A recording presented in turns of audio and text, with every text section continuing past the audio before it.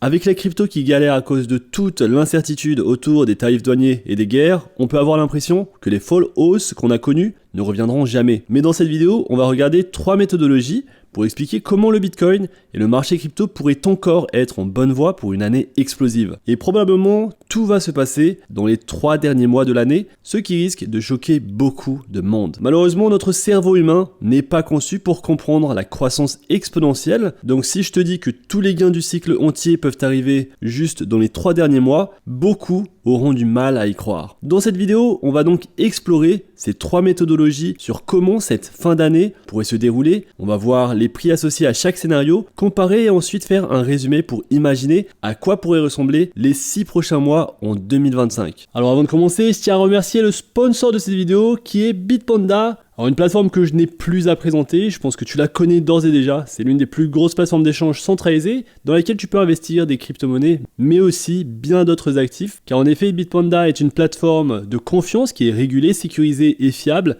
mais qui te permet d'investir dans les crypto-monnaies, dans les actions, dans les ETF, les matières premières, les indices crypto, c'est super utile, mais également les métaux. Aujourd'hui, je t'en parle rapidement car il y a une grosse offre, un bonus de bienvenue et surtout si tu es fan du Paris Saint-Germain, il y a 25 € en PSG Fan Token à remporter. Alors pour obtenir ton bonus de bienvenue en PSG Fan Tokens, il faut suivre 2 étapes simples. Il faut déposer au moins 150 € et effectuer 3 trades sur n'importe quel actif dans les 3 jours suivant ton inscription. Alors petit rappel, au moins un de ces 3 trades doit dépasser les 100 €. Donc c'est assez facile normalement à le faire et ça te permet de gagner 25 € en token PSG Fan. Alors qui peut y participer ? Eh bien c'est une offre spéciale exclusivement réservée aux résidents en France. Elle est limitée aux 1000 premiers participants en remplissant les conditions requises.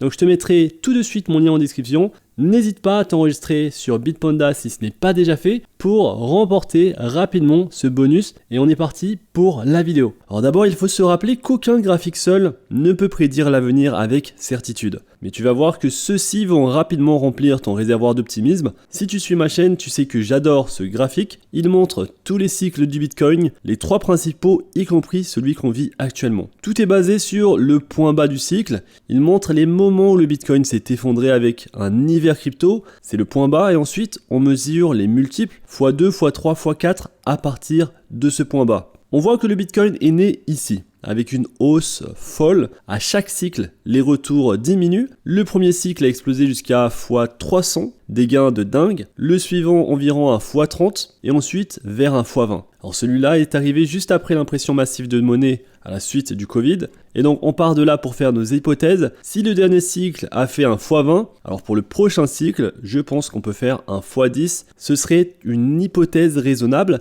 Peut-être même un peu plus, comme un x15 dans un scénario optimiste. Le top du cycle pourrait donc arriver quelque part entre 500 et 600 jours après le point bas. Et franchement, ce n'est pas fou comme prédiction, et c'est tout à fait faisable, même avec une grosse montée, un crash et un dernier blow-off top. Le Bitcoin a touché un point bas à environ 15 500 $.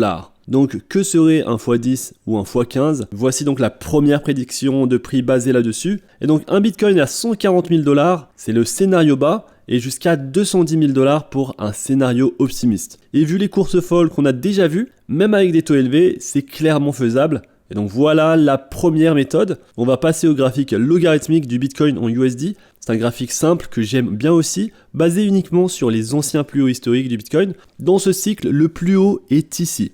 Donc le cycle précédent, ici, et encore avant, on était juste ici. Et donc plus on remonte dans le passé, plus les données deviennent folles, car à l'époque, le Bitcoin valait 3 $, et donc je préfère ne pas trop remonter pour garder des données solides. Et il faut reconnaître que c'est assez spéculatif et très simplifié, mais c'est toujours intéressant à regarder. Alors si on mesure de ce point haut au suivant, on a un plus 1600%, et ensuite de ce sommet là en suivant on a un plus 256%, donc on voit bien la diminution des rendements, et du coup l'hypothèse le Bitcoin peut faire un x2 ou x3 par rapport à son ancien sommet. Si l'ancien sommet était de 69 000 $, on va dire 70 000 $, un x2 ça nous mettrait à 140 000 $, et un x3 à 210 000 $. Et donc voici cette méthode, la méthode numéro 2, où on va prendre l'ancien sommet et on va le multiplier. Maintenant parlons de la méthode numéro 3. C'est celle de la loi de la puissance. et celle-ci m'intéresse beaucoup ces derniers temps. Alors petit résumé, elle observe ce que le Bitcoin a fait durant les 3 précédents cycles, et elle projette ce que ça donnera si ça se reproduisait. Elle donne donc une fourchette haute, une fourchette basse et une moyenne au milieu. On voit donc les 3 anciens cycles superposés au prix actuel. La ligne bleue foncée, c'est la moyenne. La ligne rouge, c'est ce que le marché fait actuellement. Et ce qui est super intéressant, c'est qu'on était au-dessus de la moyenne presque tout le temps. Et normalement, quand on est au-dessus de la tendance, tu dois finir par redescendre en dessous pour compenser. On aurait dû donc avoir un sommet en avril, comme les cycles précédents, mais à cause des tarifs de Trump, ce sommet n'a pas eu lieu et ça a crashé. Après ce crash, on a vu une grosse reprise. Ce qui est intéressant, c'est qu'on est pile dans les clous, même si le chemin a été différent. Et donc que le marché monte fort maintenant avant de corriger, ou qu'on monte plus lentement, on est sur la bonne trajectoire. Selon cette méthode, le prix pourrait même baisser en juillet et repasser sous les 100 000 $, ça resterait normal. Et ensuite, grosse hausse en août, puis en septembre, avant une forte correction d'un mois en octobre. Mais en octobre, ce serait le début d'une croissance exponentielle, le moment où l'essentiel des gains du cycle se produit, et donc octobre, novembre, décembre seraient les 3 mois clés,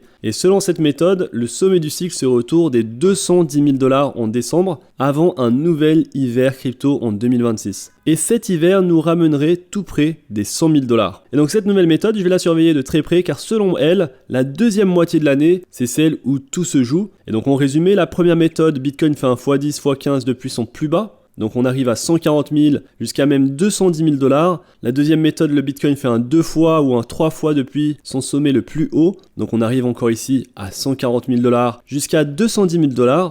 Et la troisième méthode, on a un sommet à 210 000 $ en décembre. Donc les 3 méthodes pointent vers la même fourchette, entre 140 000 et 210 000 $, voire un peu plus. Et donc selon moi, le chiffre rond que tout le marché vise pour cette seconde moitié de l'année, c'est 200 000 $.